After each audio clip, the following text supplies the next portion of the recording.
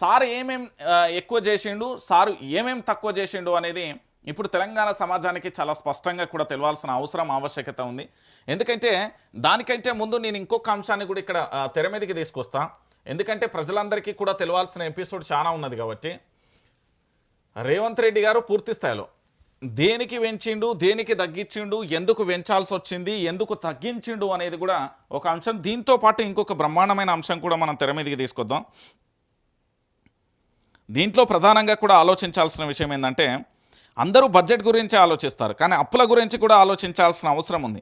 ఈరోజు బడ్జెట్ ప్రవేశపెట్టిల్లు అంటాను. మనోడు ఎన్ని అప్పులు చేస్తున్నాడు, ఏం కథ, రాష్ట్రాన్ని ఏం చేస్తున్నాడు అనేది కూడా ఆలోచించాల్సిన విషయం ప్రతి ఒక్కరి మీద బాధ్యత ఉంది. మనోనికి సంబంధించి అంటే రేవంత్ రెడ్డి ప్రభుత్వానికి సంబంధించి గత బడ్జెట్ ఇప్పటి బడ్జెట్కి ఒకసారి తేడాలు చూసే ప్రయత్నం అయితే చేస్తాం. 2025, 2026 అప్పటి బడ్జెట్కు సంబంధించి ఇప్పటి బడ్జెట్కు ఒకసారి చూసే ప్రయత్నం అయితే చూద్దాం. ఇది 2026, 2027. సో పూర్తి స్థాయిలో కూడా ఎక్కడెక్కడ తగ్గించిండో నేను చెప్తా. మన వ్యవసాయానికి సంబంధించి అంటే మనం వ్యవసాయం పండగగా అంటే వ్యవసాయ రంగానికి సంబంధించి ఎంత అభివృద్ధి చేస్తే ఎంత అంటే వరి సాగు కానీ వ్యవసాయ భూములను సాగు విస్తీర్ణం ఎంత పెంచితే అభివృద్ధి అంతే, ఎంత సాగు విస్తీర్ణం పెంచి వాళ్ళకు పెట్టుబడి సాయం అందించి సకాలంలో కాలువల ద్వారా నీళ్ళు అందించి విద్యుత్తును అందించి దానితో పాటుగా కనీస మద్దతు ధర కల్పించగలిగితే వ్యవసాయ రంగం మీద ఆధారపడే అనేక అనుబంధ రంగ సంస్థలు ఉన్నాయి, అనుబంధ రంగాలు ఉన్నాయి. అవన్నీ కూడా పూర్తి స్థాయిలో కూడా అభివృద్ధి దిశగా అడుగులు వేసే అవకాశం ఉంటుంది. వ్యవసాయ రంగానికి మా ముఖ్యమంత్రి యనమల రేవంత్ రెడ్డి గారు గత బడ్జెట్కు సంబంధించి 24,439 కోట్ల రూపాయలు ప్రవేశపెట్టిండని. మరి ఈ సంవత్సరం ఏమైపోయిందో ఇందులో 23,000 కోట్ల రూపాయలకే వచ్చేసిండు. అంటే పూర్తి స్థాయిలో కూడా ఇక్కడ దాదాపుగా కూడా తగ్గించే ప్రయత్నం చేసిండు. దీంట్లో క్లారిటీగా ఉంటుంది లెక్కలు. ఒకసారి ఇక్కడ కూడా చూసే ప్రయత్నం చేద్దాం. ఇగో 2025, 26 వర్సెస్ 2026, 27 బడ్జెట్ కేటాయింపులకు సంబంధించి విభాగాలు ఏమున్నాయి, ప్రస్తుత కేటాయింపులు ఏంటి, గత కేటాయింపులు ఏంటి, వ్యత్యాసం ఎంత అనేది కూడా మనం చూసే ప్రయత్నం అయితే చేద్దాం. ఇలా చాలా క్లారిటీగా ఉంది. ఒకసారి చూడండి, తెలంగాణ సమాజం మొత్తం కూడా 6 గ్యారెంటీలకు సంబంధించి ప్రస్తుతానికి ఎంత కేటాయించిల్లు, 50,731 కోట్లకు సంబంధించి ప్రస్తుతం అంటే 2026, 27 బడ్జెట్కు సంబంధించి. గత కేటాయింపులు ఎంత జరిగినాయి, 56,084 కోట్లకు సంబంధించి కేటాయించారు. అంటే వ్యత్యాసం ఎంత వచ్చింది అంటే 5,371 రూపాయలకు సంబంధించి వ్యత్యాసం వచ్చింది. అంటే పూర్తి స్థాయిలో కూడా ఎందుకు తగ్గించరు అనేది చెప్పాలి. వీళ్ళు ఏం చేసిళ్ళు, 6 గ్యారెంటీలకు సంబంధించి 6 గ్యారెంటీలు అమలు చేద్దాం, 13 అంశాలు అమలు చేద్దాం అని చెప్పిల్లు కదా. ఈ 6 గ్యారెంటీల అమలుకు సంబంధించి ఈరోజు బడ్జెట్కు సంబంధించి గతానికి ఇప్పటికే పూర్తి స్థాయిలో తగ్గించే ప్రయత్నం చేసిళ్ళు. వీళ్ళు పూర్తి స్థాయిలో 6 గ్యారెంటీలకు 50,000 కోట్లు సరిపోతాయంటే సరిపోను ముచ్చట. కేవలం రుణమాఫీకి సంబంధించే ఆ పూర్తి స్థాయిలో అప్పటి లెక్కల కథనం ప్రకారం దాదాపుగా 30,000 కోట్ల రూపాయలకు కావాలి. ఎస్ఎల్బీసీకి సంబంధించిన సమాచారం ప్రకారమే అప్పటికే 40,000 కోట్ల రూపాయలు కావాలి. ఈరోజు పూర్తి స్థాయిలో దీనికి సంబంధించి వ్యవసాయ 6 గ్యారెంటీలకు సంబంధించి పూర్తిగా కూడా టోపీ పెట్టే ప్రయత్నం అయితే ఇక్కడ జరిగిన విషయం చాలా స్పష్టంగా కూడా కనబడుతున్న అంశానికి సంబంధించి చూడొచ్చు. సో దాంతోపాటు చేనేతకు సంబంధించి 258 కోట్ల రూపాయలకు సంబంధించి ప్రస్తుతం కేటాయించిలు.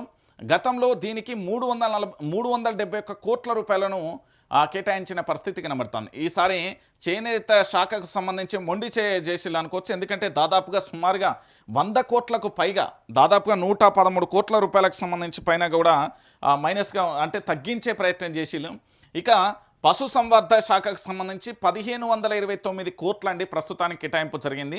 గతంలో ఇదే శాఖకు సంబంధించి 1,674 కోట్ల రూపాయలను కేటాయింపు జరిగింది.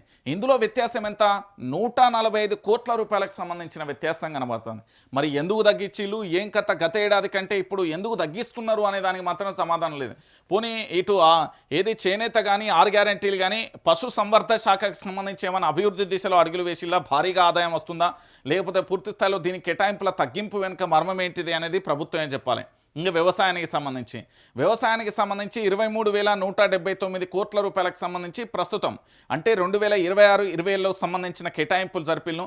అదే 2025, 26కు సంబంధించి 24,439 కోట్ల రూపాయలకు సంబంధించి పూర్తి స్థాయిలో కూడా ఇక్కడ తగ్గించే ప్రయత్నం చేసిల్లు. 1260 కోట్ల రూపాయలను ఇక్కడ ఆ పూర్తి స్థాయిలో కూడా మైనస్ అయిపోయిన పరిస్థితి అయితే కనబడుతుంది. ఎందుకంటే గత బడ్జెట్కి ఇప్పటి బడ్జెట్కి ఇది ఈ బడ్జెట్ ఏదో కేసీఆర్ గవర్నమెంటో లేకపోతే అంతకుముందు ఉమ్మడి ఆంధ్రప్రదేశ్ కాదు, కేవలం సంవత్సరంలోనే వీళ్ళలో ఎంత మార్పు వచ్చింది, ఏ శాఖలకు ఎట్ల కేటాయింపులు చేసిళ్ళు అనే దానికి సంబంధించి స్పష్టంగా వాళ్ళు నిన్న బడ్జెట్ కేటాయింపుకు సంబంధించి ఇక సాగునీటి శాఖకు సంబంధించి అంటే మన భాషలో ఇరిగేషన్కు సంబంధించి పూర్తి స్థాయిలో ప్రస్తుతం 22,615 కోట్ల రూపాయలను కేటాయించిలు. గతంలో ఇదే సాగునీటి శాఖకు సంబంధించి 23,373 కోట్ల రూపాయలకు సంబంధించి వ్యత్యాసం 758 కోట్ల రూపాయలకు సంబంధించి ఉన్నది. సో పరిశ్రమల శాఖకు సంబంధించి అంటే ఇండస్ట్రియల్కి సంబంధించి 3,490 కోట్ల రూపాయలు, గతంలో 3,527 కోట్ల రూపాయలకు సంబంధించి దాదాపుగా 37 కోట్ల రూపాయలను ఏంది మైనస్ అయిపోయిన పరిస్థితి కనబడుతుంది. సో ఇక్కడ చాలా స్పష్టంగా కూడా మనం ఆలోచించాల్సిన విషయం ఏంటంటే ఈ 6 గ్యారంటీల విషయానికి సంబంధించి పూర్తి స్థాయిలో తగ్గించారు, చేనేతకు సంబంధించి తగ్గించే ప్రయత్నం చేసారు, పశుసంవర్ధక శాఖకు సంబంధించి తగ్గించడం, ఆఖరికి వ్యవసాయానికి కూడా మొండి చేయి, సాగునీటికి కూడా మొండి చేయి, పరిశ్రమలకు సంబంధించి కూడా మొండి చేయి చూపించే ప్రయత్నం చేసారు. అంటే బడ్జెట్లలో కేటాయింపులలో చాలా గత ఏడాదికి ఈ ఏడాదికి ఏకంగా వందల కోట్లు వేల కోట్ల రూపాయలలో తేడాలు వస్తున్న పరిస్థితి కనబడుతుంది. దాదాపుగా మీరు చూడురి ఇక్కడనే లెక్కేది, ఇది 5,000 కోట్లు 6,000 కోట్లు 6 దాదాపుగా 7,000 కోట్ల చేంజ్ బడ్జెట్లకు వెళ్ళి తప్పించుకునే ప్రయత్నం చేశాను. అంటే పూర్తిగా కూడా కొన్ని శాఖలకు మొండి చేయి చూపించే ప్రయత్నం చేశాను. అంటే గత ఏడాదికి ఇప్పటికే ఇంత డిఫరెన్స్ ఎందుకు చేసిర్రు అనేది దీనికి ఒక సమాధానం ఉంటే బాగుండు. ఇక మొత్తానికి మన తెలంగాణ బడ్జెట్ ఏంది, తెలంగాణ బడ్జెట్ 2026-27 ముఖ్య గణాంకాల సమగ్ర పట్టిక ప్రకారం ముఖ్య అంశం మొత్తం విలువ ఎంత, మొత్తం బడ్జెట్ అంచనా 3,24,234 కోట్ల రూపాయలు. నేను ఇంతసేపు చెప్పిన చూడు మన అప్పుల కుప్పకు సంబంధించి కూడా ఒకసారి గుర్తు చేద్దాం. ఎందుకంటే మన అప్పుల కుప్ప ఎంత, 3,47,000 కోట్ల రూపాయలు మన అప్పుల కుప్ప. ఇక్కడ బడ్జెట్కు సంబంధించి ఎంత ఉన్నది అంటే పూర్తి స్థాయిలో 3,24,234 కోట్ల రూపాయలు మొత్తం బడ్జెట్ యొక్క అంచనా వ్యయం వేసిలు.